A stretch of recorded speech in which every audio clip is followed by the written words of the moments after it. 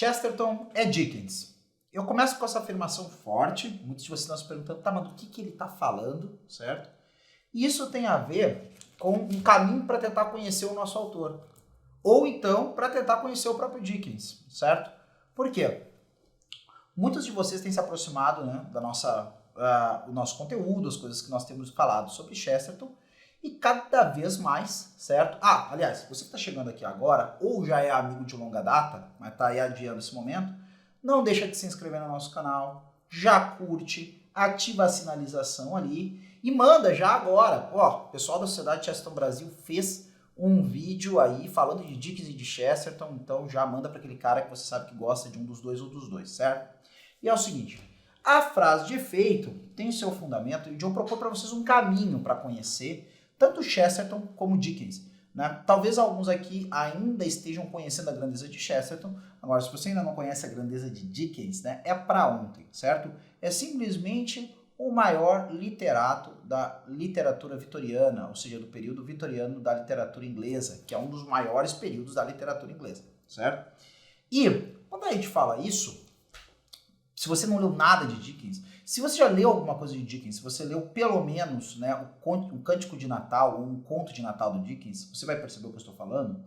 Existe uma coisa pela qual o Chesterton é muito citado. Tem uma frase dele que é muito citada, aparece aí nos cards, nos carrosséis, né, das redes sociais afora, essas coisas todas, que é a ideia de que não existe nada mais extraordinário com um homem comum, com a sua esposa comum e com seus filhos comuns, certo? Isso é muito bonito, as pessoas acham muito bacana, mas, ao mesmo tempo, se eu pedir para alguém explicar, dar argumentos para isso, o que há de extraordinário na vida do homem comum, da sua família comum, dos seus filhos comuns e assim por diante, talvez eu não consiga enxergar esse negócio. E muito disso eu vou entender, não só lendo Chesterton, e leia Chesterton, certo? Você vai entender muito do porquê isso é verdadeiro, mas lendo Dickens. E em grande parte, se nós olharmos esses valores, né, presentes em Chesterton, eles são valores que estão presentes em Dickens, certo? Então, a gente tem um mundo imaginativo de Chesterton que não seria o que é sem essa figura que é Charles Dickens, que com certeza foi lido por Chesterton desde o início da sua juventude.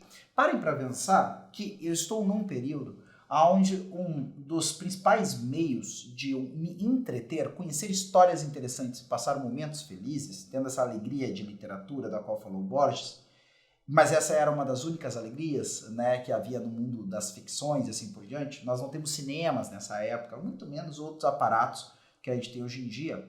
Vai ser a literatura, e uma literatura que muitas vezes era vinculada através dos jornais, dos periódicos, das revistas. Isso, com certeza, chegava à mão do nosso autor, do Chesterton, certo? Principalmente tendo como pai, né, Edward Chesterton, que era um homem muito ligado a todas essas coisas de literatura, de cultura e assim por diante, certo? E desde muito cedo, muito provavelmente, nós temos ali Chesterton formando a sua imaginação das coisas a partir também das histórias de Dickens, tá? E o que eu vou encontrar em Dickens? E aí eu digo assim, né? Chesterton é Dickens, certo? E algumas pessoas dizem, Rodrigo veio com a frase de efeito, né? Ali é o clickbaiting famoso, né? A história para conseguir likes, certo? Gente, parem para pensar uma coisa. Quando nós temos os livros de Dickens, ele geralmente não vai nos trazer histórias de sujeitos que nós não poderíamos conhecer andando pela Londres do tempo em que Dickens vivia. Essa é uma das primeiras grandes características. E geralmente grandes autores são capazes desse tipo de coisa. Se você andasse pela Londres do tempo de Dickens, você encontraria muitos daqueles personagens da qual ele falava, da qual eram muitas vezes os protagonistas das suas histórias. Órfãos, trabalhadores comuns ou sujeitos, né, que estavam no topo, né, da sociedade, do capitalismo industrial para financeiro daquela época. Um dos mais famosos entre vários personagens famosos de Dickens, né, o Mr. Scrooge, que depois, né, se tornou até inspiração para o personagem da Disney, que é o que chegou ao Brasil como Tio Patinhas, certo? Que é a encarnação dos piores vícios do homem de negócios, né, daquela sociedade que ali ditava as regras da economia mundial, né, na Londres daquele 19. Ou seja, você conseguiria encontrar aquele sujeito na rua. Você conseguiria saber que ele é aquele sujeito.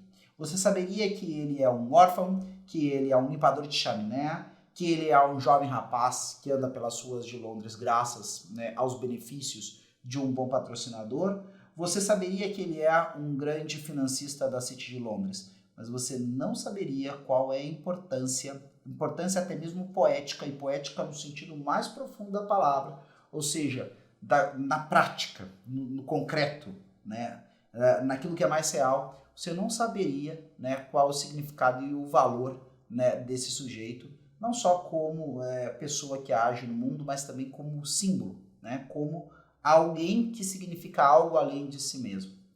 E você tem dois caminhos para descobrir isso.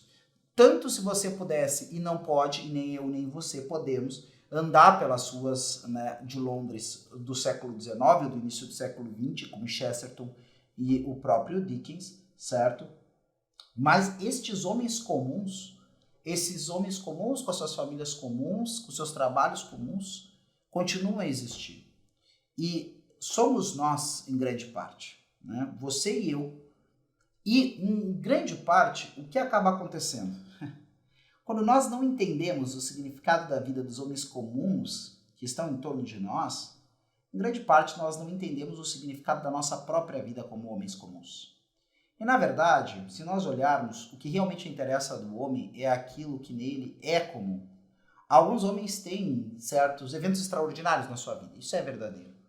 Mas todos esses eventos extraordinários, via de regra, foram construídos ou a partir de muitos atos, né, perseverantes e paulatinos, de virtude, de busca de um grande ideal, ou mesmo de perseverança naquilo que sabia ser certo, ou então simplesmente caso, né, de sorte ou de uma providência que nós não sabemos qual é a razão misteriosa de ter providenciado que tal ou qual coisa acontecesse. Então, né, fica isso para o mistério, né, que deve se revelar no fim do mundo, tá? Mas, se nós olharmos que a vida dos homens, mesmo aquelas coisas mais extraordinárias, é feita de muitos momentos comuns, esse mistério, né, da beleza e da grandeza do homem comum e da vida comum se torna não só algo interessante de ser conhecido, mas se torna, sobretudo, algo fulcral, algo fundamental, algo essencial que você e eu temos que entender cada vez mais.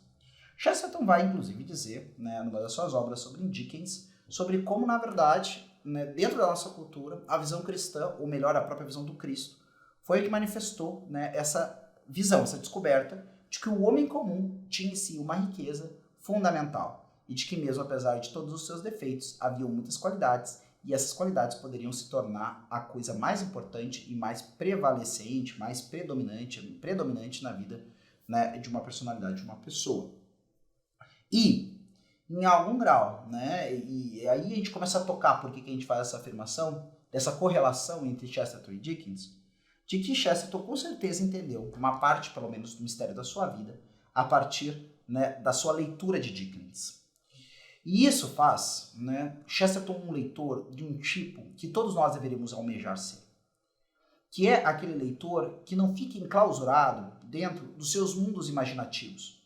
Existe um autor que eu gosto muito, que é o Alessandro D'Avenia, e aqui não estou propondo ele como nenhum grande autor, um sujeito que certamente virará um clássico, mas ele tem uma imagem que eu acho muito interessante num dos seus livros, que é um professor, é um homem erudito, conhece muitos livros, conhece muitas histórias, desde Homero até as histórias contemporâneas e assim por diante, mas que fica travado, numa vida sem ação. E quando é interpelado pela namorada já de algum tempo, né, sobre casamento, foge, né, desabalado. É incapaz de auxiliar uma aluna que se encontra numa complicação e pede ajuda dele e assim por diante. Bom, o que Chesterton descobre, né, durante as suas leituras e sua vida, e isso certamente passa por Dickens também, é de que a vida do homem não se constrói a partir meramente de leituras e de imaginações. Essas leituras e imaginações são justamente o que oportunizam, o que permitem que nós encontremos um novo ponto de vista para essa vida ordinária e do homem comum. Chesterton descobriu a poesia, né, da sua vida ordinária, da sua vida comum. E isso era uma questão de vida e morte para ele. De fato, se você quiser acompanhar, pode ver depois, né, nós temos toda uma série de vídeos acerca, né, da vida de Chesterton no Instagram, daqui a pouco teremos por aqui também mais elementos biográficos, mas isso foi algo que sempre inquietou o Chesterton. E encontrar, né, o sentido da sua vida ordinária, né, passou por essa literatura, e passou pela literatura de Dickens sem dúvida nenhuma. E nós podemos dizer talvez que seja o principal, se não o principal autor da vida de Chesterton, Porque Chesterton nunca falou, né, com tanta verve, ao mesmo tempo com tanta dedicação e com tanta excelência de outro autor como falou de Dickens. E o que Dickens desvendou em Chesterton foi justamente a beleza da vida do Chesterton de todos os dias. Essa gratidão, né, por existir e existir num mundo cheio de coisas comuns, certo? Fez Chesterton encontrar, né, essa pessoa comum e extraordinária que é Frances, ter com ela uma vida de família, né, frutuosa, não em filhos, infelizmente, mas de muitos filhos espirituais, de muitos filhos intelectuais, de muitas ideias interessantíssimas que surgiram graças à união e assim por diante. Mas essa leitura de Dickens feita por Chesterton, de que a vida não pode se enclausurar meramente em personagens, né, em personagens e entes de razão. Nós temos que transformar, né, essa beleza e essa grandeza que os literatos nos revelam, né, em materialidade da nossa vida. De alguma forma, abraçarmos o drama da vida e não a vida como um problema. A vida não é uma equação, a vida é um drama a ser vivido. E essas grandes literaturas, e especialmente Charles Dickens, podem nos indicar a maneira de vivermos com grandeza, encontrarmos a grandeza dessa vida ordinária. E não há como Chesterton ter recebido tamanha influência de Dickens sem se tornar, em algum grau, um outro Dickens em vários aspectos da sua vida e da sua escrita. Isso traz um pouco, né, a ideia, o pensamento de um santo, que eu gosto muito, que é São José Maria Escrivá, que dizia que nós temos que tornar a prosa cotidiana em decassílabo heróico. E Chesterton, com certeza, e também, talvez especialmente a partir de Dickens, entre todos os outros literários, né, aprendeu a transformar a prosa cotidiana da sua vida num decassílabo heróico. Decassílabo heróico, poesia heróica essa, a qual nós cantamos até hoje aqui e continuaremos a cantar na Sociedade Chesterton Brasil. Até a próxima.